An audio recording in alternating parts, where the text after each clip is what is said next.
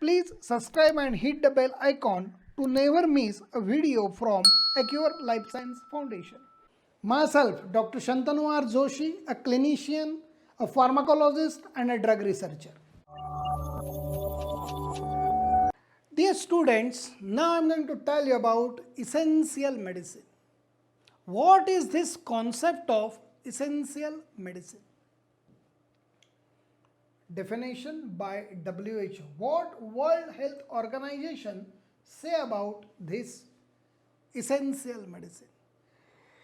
The essential medicines are the medicines which cater to, addresses to the priority healthcare need of the society. This is a very important part. Priority healthcare need. If you take typical Indian society, we are facing the problems of infections, malaria, typhoid, tuberculosis are our priority healthcare needs. If you compare India with US, you will find that metabolic syndrome is a major problem with the US people. That is their priority healthcare need. Cholesterol, ischemic heart diseases, hypertension, stress, psychiatric medicines used for depression are their priority healthcare need. Infectious diseases is our priority healthcare need. And that's why the essential medicines for us will be antimalarials, anti-tubercular drugs. But for might be US, the drugs might be from the list of the statins, the antihypertensive drugs. This is a very important word. Now, whenever a drug is called as essential medicine, it should be available in the healthcare system all the time. It must be available all the time and the adequate amount. Whatever the population is to be catered. According to that level of the population, the people in the population, adequate amount of drug should be available. And how? It should be available with the appropriate doses, the pharmaceutical preparation, tablet, liquid, injection. That should be available at the appropriate dose. Assured quality is also a very important point. All of you know, my dear student, many times the drug supplied in a bulk quantity, many times is not having assured quality. This is a wrong thing. And that's why whenever you are saying that it's an essential medicine, it should be available in the amount, adequate amount, appropriate dose, assured quality with adequate information for its use. This is actually for the healthcare worker. The worker who is going to provide that drug to the population, he should be aware of adequate information regarding use of that drug. And the most important for the developing countries is the price.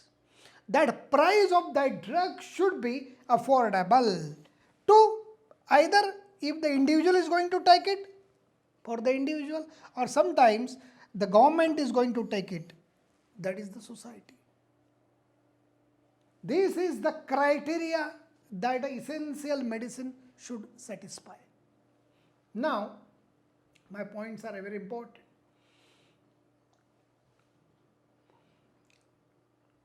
Now, whenever you are saying that it's an essential medicine, it must be a safe medicine. It must be an effective medicine.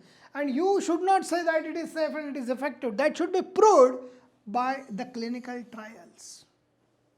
Proper, well-designed clinical trial should be conducted to prove its safety and efficacy of that drug. Whatever the pharmaceutical preparation you are getting, either a tablet or a liquid or an injection, that should ensure the bioavailability, the drug that is coming in the blood. That quantity of the drug coming in the blood should be appropriate with whatever the pharmaceutical preparation you are using, and that should be stable. It should be stable before the expiry of that drug. This type of pharmaceutical preparation should be there. Then, the choice of the essential medicine depend upon the prevalence of the disease in a particular community, prevalence of the disease. How many people are affected by a particular disease in a particular community? Already I told you about this prevalence. In India, malaria is a prevalent disease. Typhoid is a prevalent disease. Tuberculosis is a prevalent disease. Now, in India, malaria, tuberculosis, already I told you. Whereas if you take lifestyle diseases, cancer, or the diseases for the American people, just I have given the comparison. Now, how you are going to select a drug? So far this essential medicine is concerned. It depends upon the genetic makeup of that community. You may ask me, sir, why it is related with the genetic makeup? My dear students, for some drugs, there are responders and non-responders. There are fast acetylators and slow acetylators. There are fast metabolizers and slow metabolizers depending upon the genetic makeup of that individual.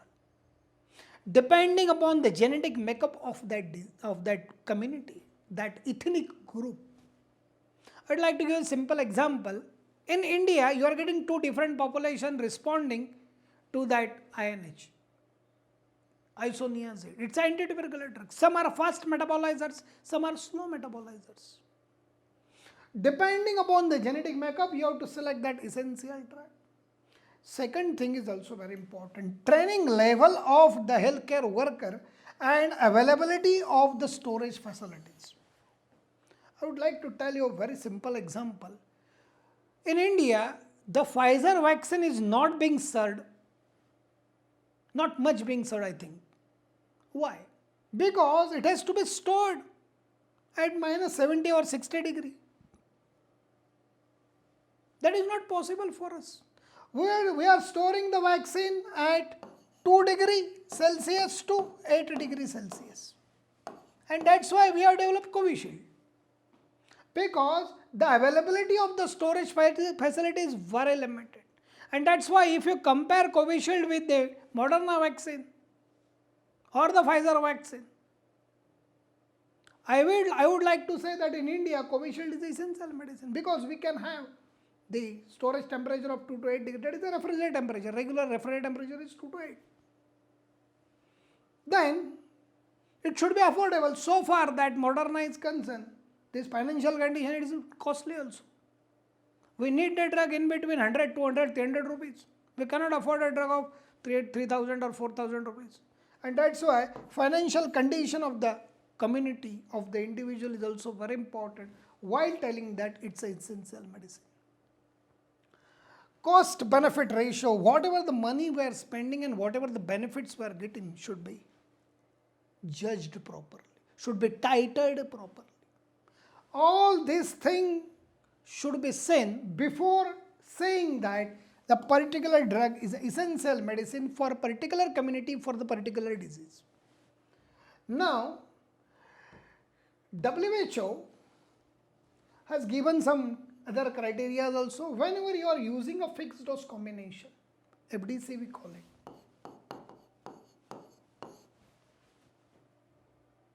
Whenever we are using the FDC, clinical superiority of that combination, this is very important. You should not give two drugs because you like it. Then those should be, the combination of the drug should be superior to the individual drugs. And that should be proved properly with the help of the clinical trials. Then and only then you should combine the drugs and you should use that combined drug combination for the patients. This superiority is very important so far the benefits are concerned, and many times we combine the drug to reduce the chance of development of resistance. But it should be proved before saying that the combination of the drug is an essential combination. FDC is an essential combination. Now, certain points are there. This list, once prepared, is never final. There is always updation to this list. Why there is updation? It depends upon the availability of the new medicines. For one disease, some new medicine may come. That may become essential medicine for the community. The changing priority healthcare needs of the society. This is very important for India today. All of you know, my dear student, our lifestyle is also changing. A typical cream layer of the society is having the problem like US people. They are on the statins, they are on the antihypertensive medication, some of them are taking antipsychotics. Some of them are also taking some antidepressant medicines. This is the changing priority healthcare need of our society. That is why the essential medicine will also change. Now, some epidemiological studies are also responsible for it. Studies are going on. To that, some data generates. And this is how pharmacological knowledge changes. It's a science, all of you know, science itself is dynamic. It goes on changing with the new evidences. And because of this changing things, essential medicines will also change. Generally, we add up to the list of the essential medicines. My dear students, the first essential medicine list by WHO was published in 1977. Most of the nations in the world are having their own essential drug list. Yes. We are also, India is also having its own essential drug list. We repeatedly update it. Government of India update it. And in India, there are 20 fixed dose combination as essential medicine. Drug combinations are available. Many drug combinations are available. But essential medicine drug combinations are 20 in India. So far the recent lists are concerned. Now, in India, very important point is that whenever a drug is an essential medicine, Act DPC is applicable to it. It is price of that drug will be controlled by the government. Government give you the cap. I would like to give you a simple example, fluconazole. When I was a student, say 25 years back, the cost of fluconazole was 32 rupees. And after 25 years, so depreciation was there, still inflation was there, still the cost today is 14 rupees. Because in the earlier days, fluconazole was not an essential drug. But today, Government of India say that fluconazole is an essential drug and 14 rupees is a cap for it. No company in India can sell fluconazole above 14 rupees. This is one example I am giving you. And that is why this essential drug list is very important so far India is concerned. Because once it is an essential medicine, DPC is applicable to it. And when DPC is applicable to it, pharmaceutical companies cannot go for the profit purpose. This act, Drug Price Control Act, is a very good thing so far Government of India is concerned. For certain drugs, for certain sections of the society, such things are essential so far our diversity in our society is concerned. Thank you. Dear students, thanks for watching. Please like, share and subscribe.